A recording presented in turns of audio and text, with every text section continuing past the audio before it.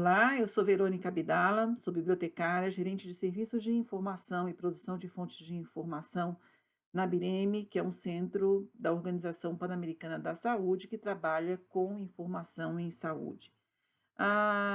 Tenho o prazer de estar aqui com vocês para apresentar o que é o mapa de evidência, do que se trata. É um curso onde a gente vai passar por algumas aulas e essa é a primeira delas. Nessa primeira parte, vamos ver uma introdução, o contexto e a metodologia mapas de evidências. Bem, o contexto onde se insere, né, esse tema do mapa de evidência é o da tradução do conhecimento, é o do uso do conhecimento científico para tomada de decisão, para informar políticas, processos, inovação, o cuidado, a atenção à saúde. A ideia aqui é aproximar, né, a pesquisa, o conhecimento científico da prática, da gestão. Então, existem várias barreiras, vamos dizer assim, que dificulta, né, essa aproximação, esse link direto, ou mais facilmente, vamos dizer assim, entre o conhecimento que é produzido e que está disponível e a sua aplicação na prática, seja ela em qualquer nível, em qualquer âmbito da saúde, na gestão, políticas, na clínica, enfim. Quais são os desafios, então, para que né, esse fluxo de informação e do conhecimento chegue, né, até a prática? Meus desafios, primeiro, é que muitas vezes não faz parte da cultura, né, principalmente de quem está na gestão, quem está no âmbito acadêmico de pesquisa já é parte do processo deles, enfim, do uso e do acesso e de própria geração de conhecimento e de pesquisa mesmo. Isso não é algo tão do dia a dia, vamos dizer assim, da gestão, por uma série de razões. Às vezes o conhecimento científico tem uma linguagem muito científica, difícil de ser interpretada para a prática. Nem sempre os nossos problemas que estão lá no dia a dia da gestão, principalmente, têm resposta nas evidências ou nas publicações científicas. Entender também que o conhecimento científico, essa evidência que é gerada a partir de pesquisa científica, de metodologia científica, ele é um processo, é um componente dentro do processo de tomada de decisão, é uma parte importante, mas a evidência não toma decisão, vários outros elementos interferem nessa decisão. Um outro aspecto interessante também, importante como desafio, é a quantidade de informação que a gente tem. Então, tem tanta informação, tem tanta, enfim, publicações por todos os lados, em grandes bases de dados, mas também aberto em outro sistema, que é difícil você pode se perder no meio de tanta informação e podemos pensar, inclusive, que falta síntese e revisões para reunir, sistematizar estudos primários da área da saúde, obviamente, que é a área que a gente está falando. E muitas vezes essa decisão é mais tomada por recomendações de especialistas do que, de fato, baseado ou informado pela evidência. Mas evidência não falta. Temos muitas evidências, obviamente, de vários níveis de confiança. Depende também do tipo de pergunta que a gente quer. Então, informação, o conhecimento científico não é tudo igual, não serve para qualquer coisa, não é assim. Depende do tipo de pergunta que a gente está. Mas pensando no processo mais de tomada de decisão, é muito melhor que o acesso, né, a revisões sistemáticas ou a síntese de evidência, ou overviews, também pode ser esse o nome, que sistematize, que reúne estudos menores ou estudos primários individuais em um único estudo, né, como são as revisões sistemáticas. Então, para quem não tem muito nem tempo a perder, não tem muito tempo para investir na sistematização de tudo que existe para tomar uma conclusão ou tomar uma decisão, é muito melhor ter acesso ou buscar sempre umas revisões sistemáticas, porque aí ele já sabe que foi feita uma ampla busca na literatura e em bases de dados e etc. Então, o sonho de consumo de quem quer tomar decisão é, de fato, a revisão sistemática ou um overview. Então, a gente tem hoje, considerando a Biblioteca Virtual em Saúde, que é o site e o portal de informação que a BIREME coordena e promove com uma rede de colaboração, onde a gente tem hoje, atualmente, em julho, né, do ano de 2020, mais de 30 milhões de registros de documentos científicos e técnicos. Então, são artigos, a maioria deles são artigos, é artigo de revista científica. Tá? Então, hoje a gente tem, de revisões sistemáticas, 280 mil dentro dessas 30 milhões. Então, veja que é uma porcentagem pequena ainda de revisão sistemática, é natural, né? Que a gente tem uma quantidade maior de estudos primários. E overview 11 mil, mas vem crescendo. Então, aqui é uma série histórica, né, de ano a ano, onde a gente vê que o número de revisões sistemáticas cada vez mais vem aumentando ano a ano, e aqui esse é o número de 2020, por isso que está em 12 mil, obviamente não terminamos o ano ainda, e esse material está sendo produzido em 2020, às vezes nem entrou ainda nas bases de dados, ok? Bem, evidência tem, tá? Tá bom, onde é que entra o tema do mapa de evidência em tudo isso, né? Primeiro a gente está falando de evidências de melhor qualidade, tá? De melhor qualidade não é bem assim, é de melhor nível de confiança. Então, aquela onde eu posso acreditar com maior probabilidade ou maior confiança nos resultados apresentados, que são as revisões sistemáticas principalmente. A diferença entre uma revisão sistemática e um estudo primário, o nível de confiança que você vai estar no estudo primário, onde tem uma amostra pequena, é um caso só, às vezes, e onde eu tenho uma revisão sistemática, são muitos casos, muitos estudos reunidos, a amostra aumenta, então eu posso acreditar mais ou ter mais confiança nos resultados apresentados e sistematizados nas revisões sistemáticas. Então, a gente está falando desse tipo de estudo, tá? Esse tipo de estudo de evidência. Os mapas de evidências, então, ele entra aqui como um método de síntese de todo o conhecimento científico. Ele não é exatamente uma revisão sistemática, mas ele é um método de sistematizar a informação que tem. Ele tem muitas características de uma revisão sistemática, por exemplo, ele é um método que tem que ser reproduzível, tem que ser transparente, a gente tem que informar como chegamos naquela seleção, qual foi o critério usado para selecionar as evidências que foram mapeadas ou sistematizadas no mapa de forma explícita. Então, isso é igual a uma revisão sistemática. Entretanto, o foco na natureza, né, no volume característica da literatura é diferente de uma revisão sistemática, no caso dos mapas de evidências. O mapa de evidência ele pode responder uma questão bastante mais ampla do que em uma revisão sistemática, onde, em geral, é uma pergunta muito específica. Por exemplo, vou citar um exemplo simples: antibiótico X é eficaz, efetivo para o tratamento de otites média em criança? Então, é uma pergunta muito específica, onde se buscou estudos que avaliaram a efetividade desse antibiótico X para essa situação Y. Em um mapa de evidência, eu poderia buscar quais são todos os efetividade de intervenções para tratar infecções em criança, por exemplo. Então, é muito mais amplo e eu vou mapear, então, todos os tipos de intervenções, né, ou alternativas para o tratamento de infecções. Pode ser infecções respiratórias, por exemplo, só para citar uma, em crianças, mas poderia ser infecções em geral, todos os problemas principais, os mais recorrentes, os mais, enfim, maior prevalência em crianças. Então, eu tenho uma pergunta muito mais ampla do que numa revisão sistemática. Posso ter, né?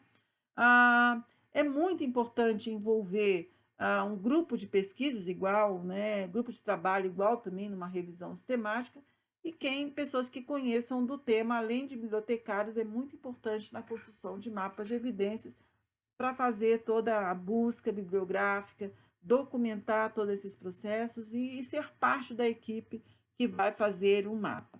Então, o mapa, ele funciona muito bem, ele é muito útil para sintetizar, sistematizar e aumentar a coerência a um grupo de estudos de evidência, né, que foram selecionadas num campo bem variado, bem diversificado. Tá? Então, a gente pode ter uma pergunta muito ampla aqui, um escopo bastante amplo para ser trabalhado. É bem interessante, mapas de evidências não é uma coisa tão nova assim, já temos muitos mapas de evidências disponíveis e não só na área da saúde, obviamente.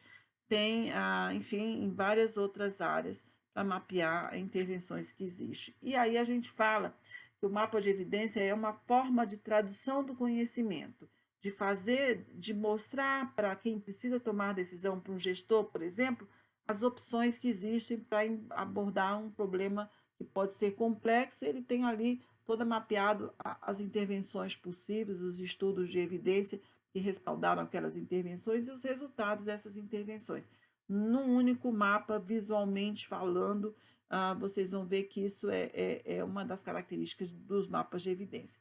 Como que é produzido? Ele é produzido em duas macroetapas, né? Então, primeiro é a busca das evidências que vão ser incluídas no mapa, né? Então, tudo isso tem toda uma metodologia específica, e depois o processamento do mapa propriamente dito, né? Então, e que vai permitir a visualização de uma forma gráfica das evidências que foram mapeadas, caracterizadas, destrinchadas e incluídas num mapa como se fosse plotagem mesmo.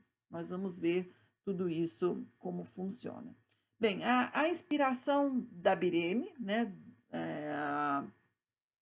no desenvolvimento e aplicação dessa metodologia, mapa de evidências, veio desse instituto, dessa iniciativa internacional para avaliação de impacto, chamado 3IE, a sigla 3IE. E essa metodologia usada pelo 3IE, ela apresenta uma visão visual, né, geral, visual da evidência, de estudos de evidência, em uma determinada área. E ele relaciona a intervenção com os resultados que foram medidos nesses estudos incluídos no mapa. Então, é interessante porque isso tudo é apresentado de uma forma gráfica, fácil de ser entendida e interpretada pelo usuário, né, consumidor dessa informação.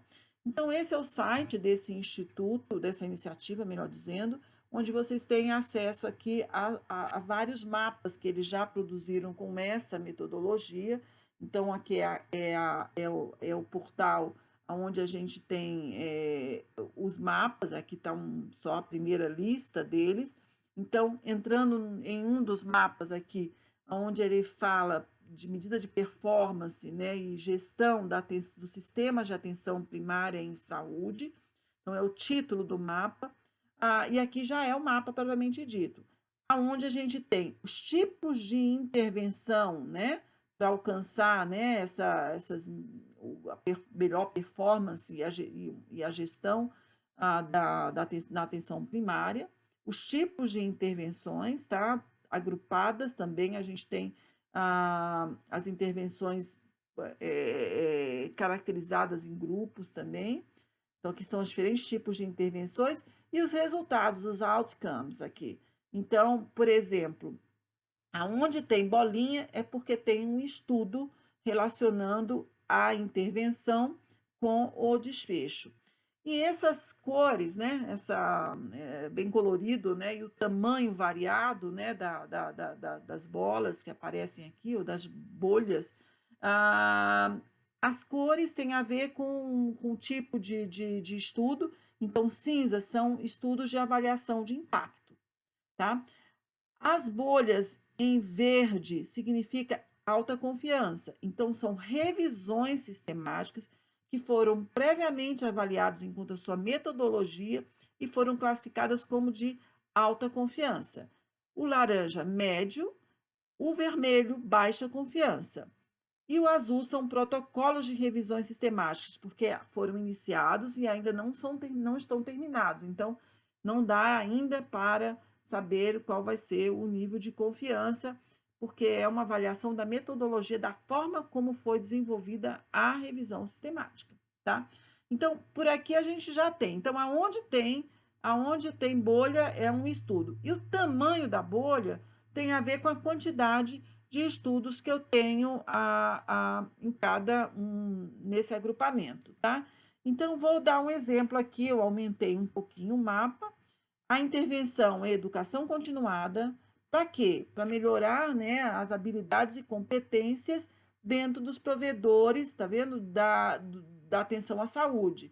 Então, para este tipo de desfecho, né, desenvolvimento, melhorar habilidades e competências nos provedores da atenção à saúde, então fazendo a relação, né, a linha, né, com a coluna, com o item da linha lá, a gente encontra 3 bolhas nessa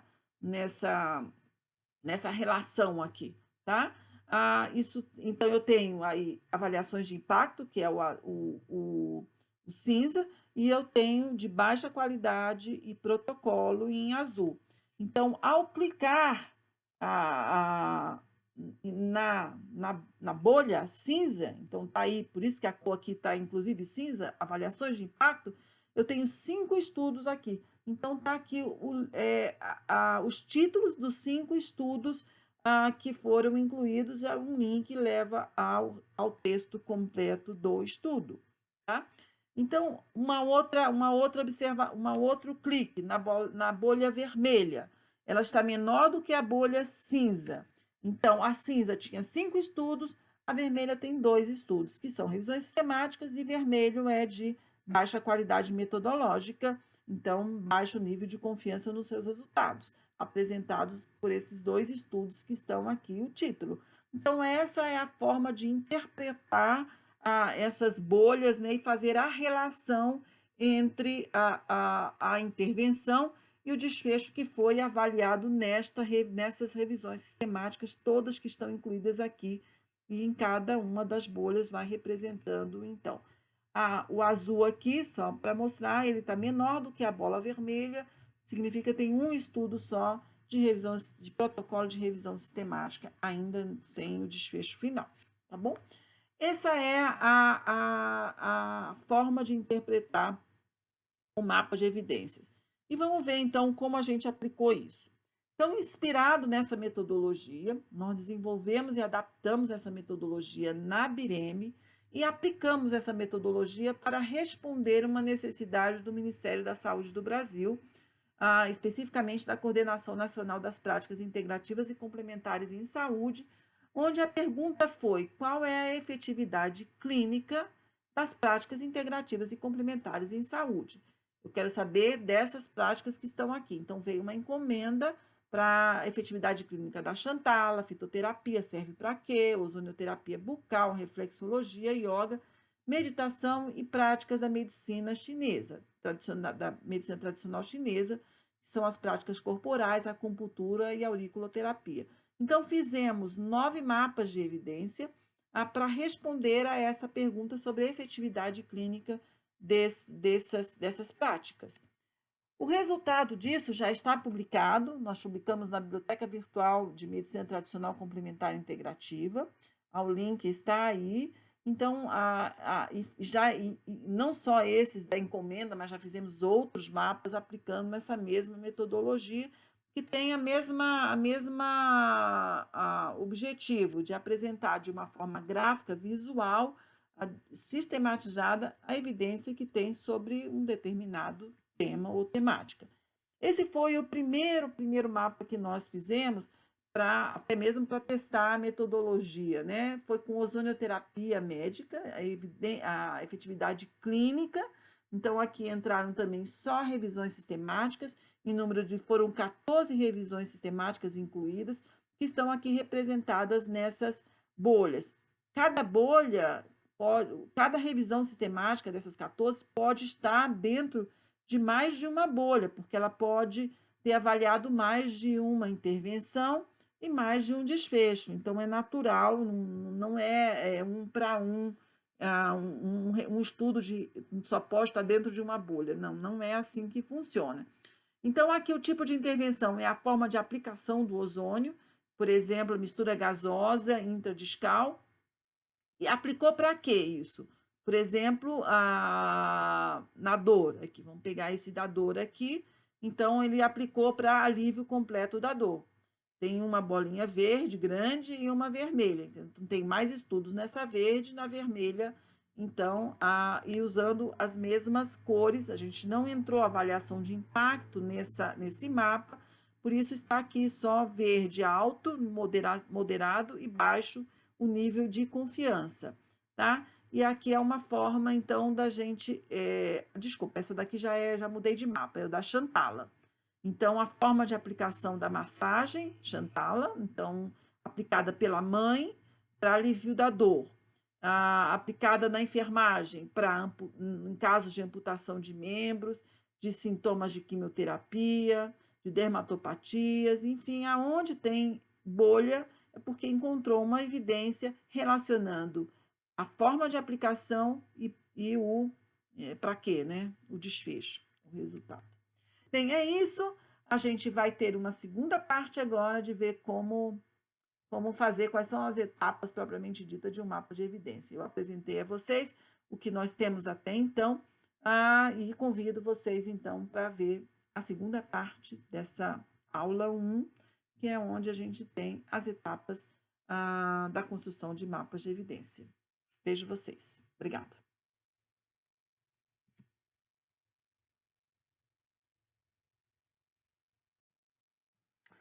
Olá, vamos continuar a aula 1, essa é a parte 2, onde vamos ver as etapas de construção, de desenvolvimento de mapas de evidência, seguindo essa metodologia da 3IE, que é essa iniciativa internacional de avaliação de impacto, e também usando essa ferramenta Tableau.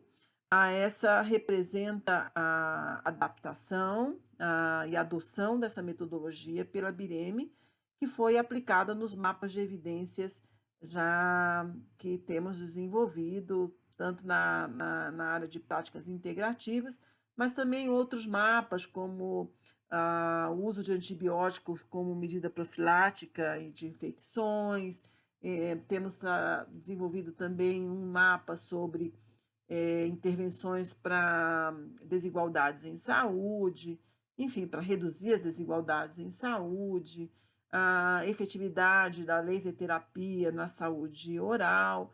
Enfim, temos aplicado já bastante esse mapa de evidência. A ideia é que essa metodologia seja, enfim, colocada à disposição de muitos outros grupos que queiram desenvolver ou sistematizar evidências para algum tema. Bem, as etapas para a construção de um mapa de evidências a partir dessa adaptação dessa metodologia são 6. A primeira é a seleção dos estudos de revisão, né? A seleção da evidência. Então, aqui envolve vários aspectos de definir critérios, fazer busca e etc. Depois a gente vai caracterizar os estudos encontrados nesse processo de busca. Vamos fazer o mapeamento ou matriciamento das intervenções e dos desfechos encontrados nesses estudos. Vamos preencher uma planilha de caracterização com outros elementos que representam ou que, enfim, que explicam a evidência encontrada e matriciada. E depois a última parte, que é a geração propriamente do mapa, a parte gráfica do mapa para publicação no site. Em geral, temos publicados na Biblioteca Virtual em Saúde, mas o mapa pode ser publicado em qualquer site. Bem, vamos falar um pouco dessas etapas, então. Nesse passo 1, é muito importante definir o que a gente quer buscar. Qual é o tema e o que a gente quer fazer de busca nas diferentes plataformas e sistemas de informação. Então, aqui a gente não pode ser econômico, vamos dizer assim, aonde busca. Não basta buscar na Biblioteca Virtual em Saúde, não vai bastar buscar no PubMed, temos que buscar na Cochrane, buscar na Embase, no Google, enfim, em N fontes de informação, aquelas que podem responder ao tipo de pergunta que a gente está falando. Aqui, claro, eu estou falando no contexto da área da saúde, mas se esse mapa de evidência for realizado em outro contexto fora da saúde, tem que buscar as fontes de informação mais apropriadas, vamos dizer assim, para o tema. Essa busca tem que ser muito bem documentada, tem que ser muito bem feita, a expressão de busca, os termos de busca, quando buscou, em que fonte buscou, tem que estar tudo isso bem documentado, porque é parte do processo e tem que ser explicitado, né, de forma transparente, que qualquer um que entre no mapa de evidências, ele sabe como que encontrou aqueles estudos que estão lá mapeados, né, incluídos naquelas bolhas que estão lá indicados no mapa. Tudo isso tem que estar informado. E aí, a gente, feita a busca, documentou a expressão de busca, a gente vai fazer uma seleção, porque, em geral, a busca é muito ampla. Então, ela vai buscar mais, ela é muito sensível. Então, você tem que selecionar na mão, assim, isso entra, isso não atende, isso está fora do critério que a gente definiu, e documentar também a razão por que foi excluído qualquer estudo a partir da busca bibliográfica feita. Isso também é parte da documentação, a lista dos estudos que foram excluídos e os incluídos. Os dois casos entram, e no caso de excluídos, tem que documentar qual foi a razão da exclusão. Nós estamos usando, e aí cada grupo pode usar a ferramenta que achar mais conveniente, que estiver mais acostumado. Mas nós estamos dentro dos grupos que a BIREM está acompanhando no desenvolvimento de mapas de evidências, principalmente, nós estamos usando essa ferramenta chamada Ryan. Ela é de acesso aberto, não tem que pagar, tem que fazer uma inscrição, e permite com que grupo, né, as pessoas de um grupo, faça esse processo de seleção dos estudos que vão entrar ou vão ser excluídos.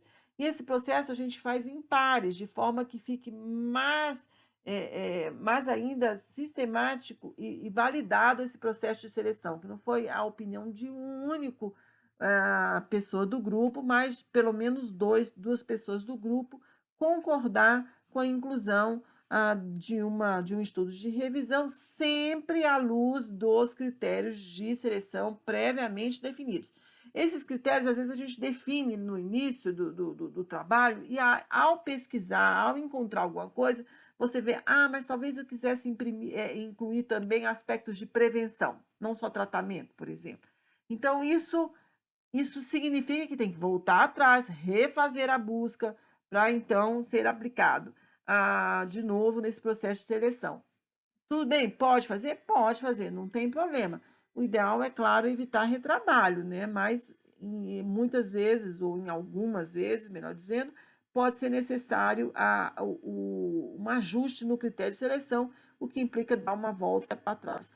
Esse Ryan, então, a partir da busca feita, que nós importamos as referências bibliográficas aqui, ele tem um quadro onde cada um, né, da equipe que está assignada para este processo aqui de seleção, por exemplo, esse que eu estou vendo é sobre saúde mental nos tempos de Covid. Então, foram feitos 209 artigos, foram selecionados na busca e colocados aqui para avaliação do grupo, para ver se atendia o critério e se deveria entrar ou não no mapa. Foi feito um mapa sobre esse tema recentemente. Então, aqui a gente já vê que alguns estudos foram decididos incluir 75.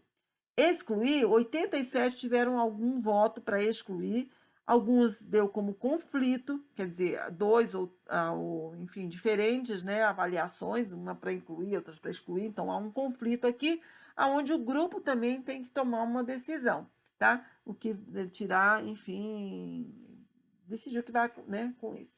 E alguns maybe, que talvez aqui vai incluir ou não, também o grupo tem que tomar uma decisão. Sempre é bom fazer isso de uma forma consensuada. Tudo isso fica registrado nessa ferramenta, Ryan, de forma que também vai ser parte da documentação desse processo de seleção e do mapa de evidência como um todo. Ok, passada essa fase da seleção dos estudos, a gente começa identificamos aqueles estudos que vão entrar no mapa, que atende os critérios de seleção e que teve acordo para os avaliadores que participam do grupo. Entramos na segunda etapa, que é caracterização dos estudos de revisão selecionados. O que significa essa etapa? Nós vamos analisar, tem que ler o texto completo de cada um desses estudos aqui selecionados para identificar qual é o título, o ano de publicação, que tipo de revisão foi feita, quais são os países que foram considerados nos estudos primários incluídos na revisão, o país de publicação, enfim, são alguns elementos que a gente caracteriza a cada um dos estudos. E também é a etapa onde a gente avalia a qualidade metodológica do estudo, que é um nível de confiança, para saber se o estudo vai ser incluído dentro de uma bolha na cor verde, laranja, né, ou vermelho, que significa o nível de qualidade. Para fazer isso, precisamos usar uma ferramenta, não é olhando lá, será que é bom esse? Esse é bom, esse é do autor tal, é bom, esse é da revista, saiu na revista, publicado numa revista tal, é nível de confiança alto. Não é assim, não é aleatório assim, a gente usa uma ferramenta, e aí existem outras, a escolha da nossa metodologia foi usar a ferramenta Amistar para avaliar o nível de confiança de revisões sistemáticas. O GRADE, CERCAL são outras ferramentas para avaliar outros tipos de estudos, mas no caso de revisão sistemática, que é o que nós estamos recomendando entrar nos mapas, é a ferramenta que a gente está usando. Então, cada estudo selecionado do mapa, para entrar no mapa, tem que ser avaliado, passar por essa ferramenta. O Amistar tem 16 perguntas e que temos que responder, e tudo isso também vai ficar parte da documentação. Ok, feito isso, em uma outra parte que também está separado aqui, mas ele também tem a ver com a caracterização dos estudos. É a gente identificar a intervenção e o desfecho, construir essa matriz de intervenção e desfecho, também olhando nos estudos. Qual, por exemplo, vou tomar a meditação. A gente fez um mapa sobre efetividade clínica da meditação. Então, dentro das intervenções, são os tipos de meditação. Então, tem meditação plena, enfim, vários tipos de meditação. E aí, todos esses tipos foram avaliados pelos estudos. A gente identificou pelos estudos. Meditação para quê? São os desfechos. Olhando nos estudos também, a gente encontrou a meditação para dor, para asma, para problemas de saúde mental, como depressão, ansiedade, para questões de qualidade de vida, melhor sono, enfim, vários tipos de desfechos ou de aplicações avaliadas da meditação foram observadas, avaliadas nos estudos incluídos no mapa de meditação. Então, com isso, a gente conseguiu construir uma matriz de intervenção e desfechos e apontar cada estudo que se referia ao tipo de intervenção e a que desfecho. Lembrando sempre que um único estudo pode estar em mais de uma intervenção, em mais de um desfecho. Tá? Então, essa matriz é o núcleo de todo o mapa de evidência. É assim, se a gente não consegue fazer uma matriz que realmente represente todos os tipos de intervenção para o tema pesquisado aqui, né, ou analisado no mapa, e os desfechos daquelas intervenções de forma padronizada, para a gente não estar, enfim, não cria um mapa com coisas que são semelhantes, escritas de formas diferentes ou com palavras sinônimas.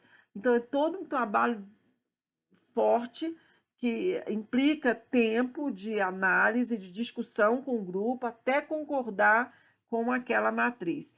Não dá para construir uma matriz previamente antes de analisar cada estudo selecionado para entrar no mapa. Não dá para previamente ver, em meditação as intervenções são essas. Não, vamos ver o que apareceu nos estudos selecionados sobre meditação. E assim aconteceu em todos os mapas que nós tivemos a oportunidade de acompanhar. Então, nesse processo que chega, né, que completa a caracterização dos estudos, é caracterizar as revisões, avaliar a qualidade, indicar as intervenções e indicar os desfechos. Tudo isso é o que completa, o que representa isso que a gente está chamando de caracterização dos estudos. Um exemplo aqui de matriz de intervenção e desfecho, como ela é aplicada. A gente, em geral, usa, antes de chegar no mapa propriamente dito, é feita uma tabela em Excel, simples como essa, onde cada linha aqui é um estudo, né? E o estudo pode se repetir mais de uma vez se ele tiver mais de uma intervenção e mais de um desfecho.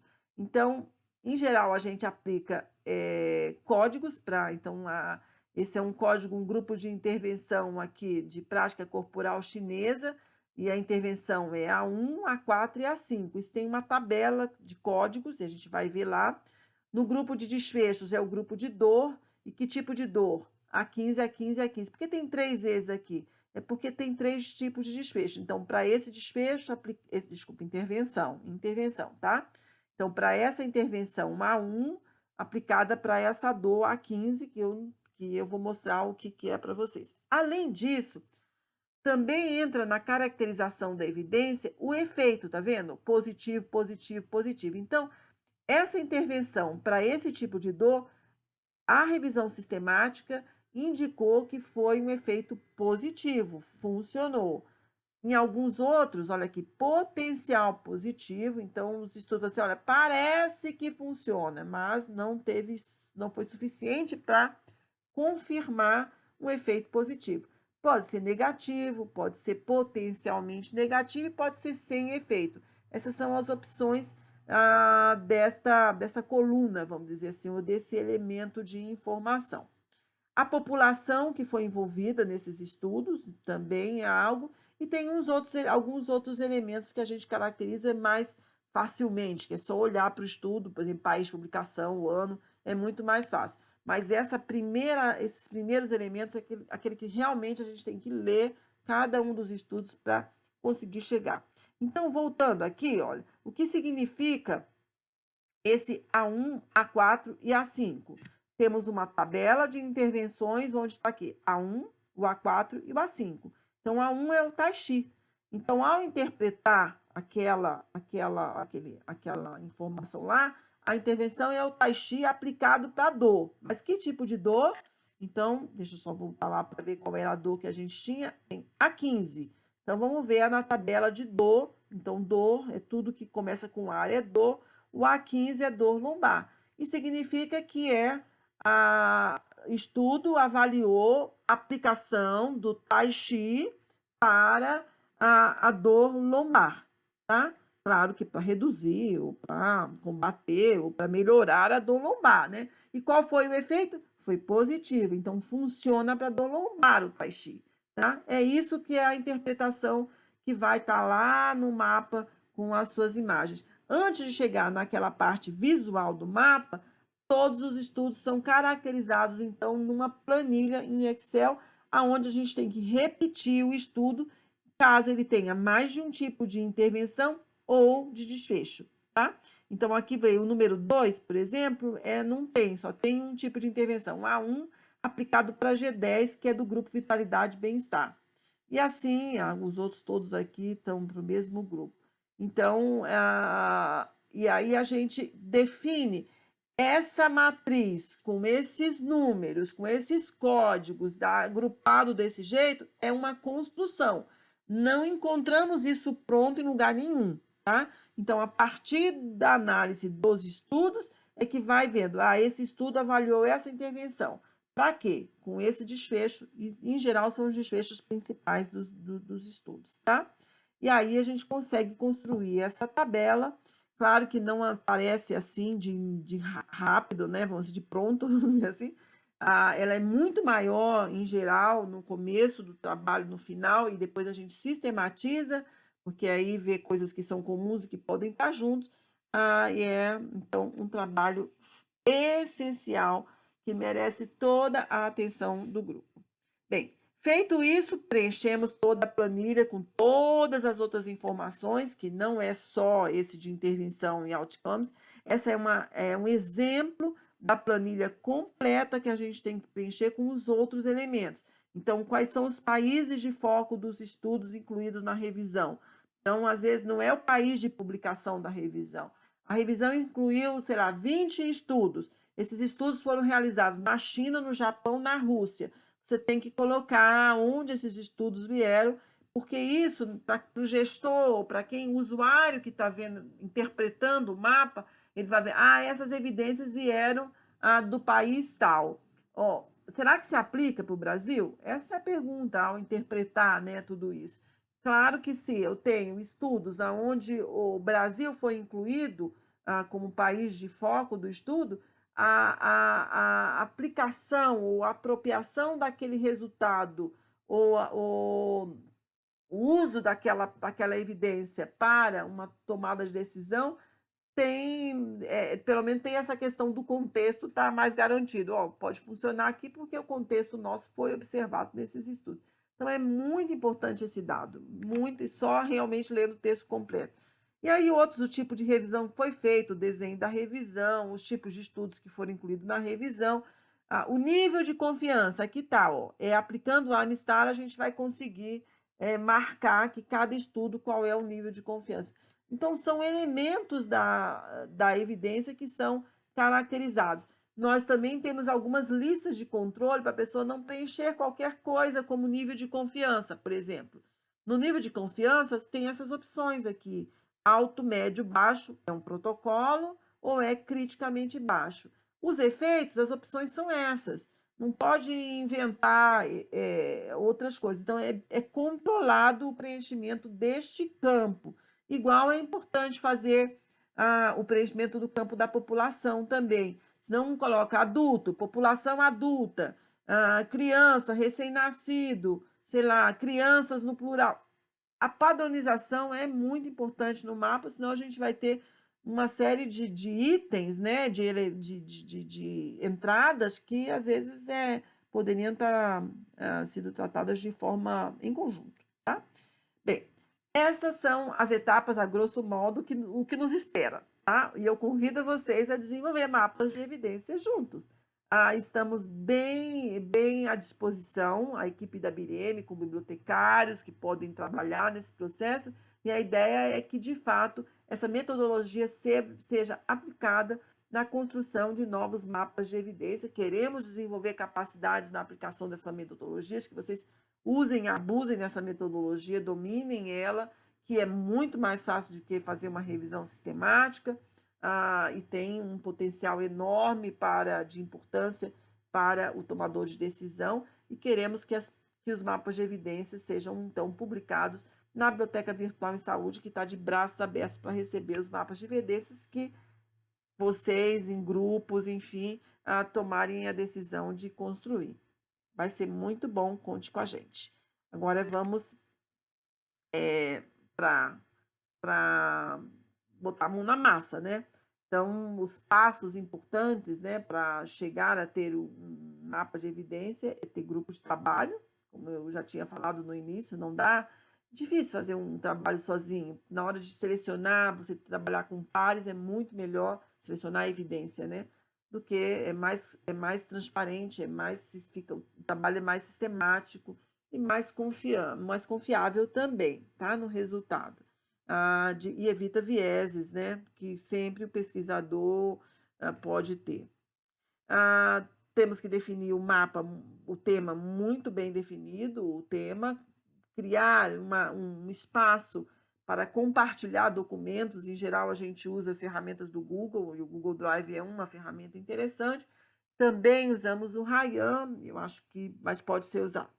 Outra ferramenta para facilitar o trabalho em grupo, principalmente porque as pessoas hoje não está todo mundo no mesmo ambiente, no mesmo espaço físico, então essas ferramentas permitem o trabalho de forma compartilhada e descentralizada. Tá? Essa é a ideia. Mãos à obra, a gente agora vai ver exatamente como, desde das primeiras etapas até a última, de como, enfim, aplicar de fato essa metodologia em cada uma das etapas. Fiquem com a gente, um abraço, até a próxima aula.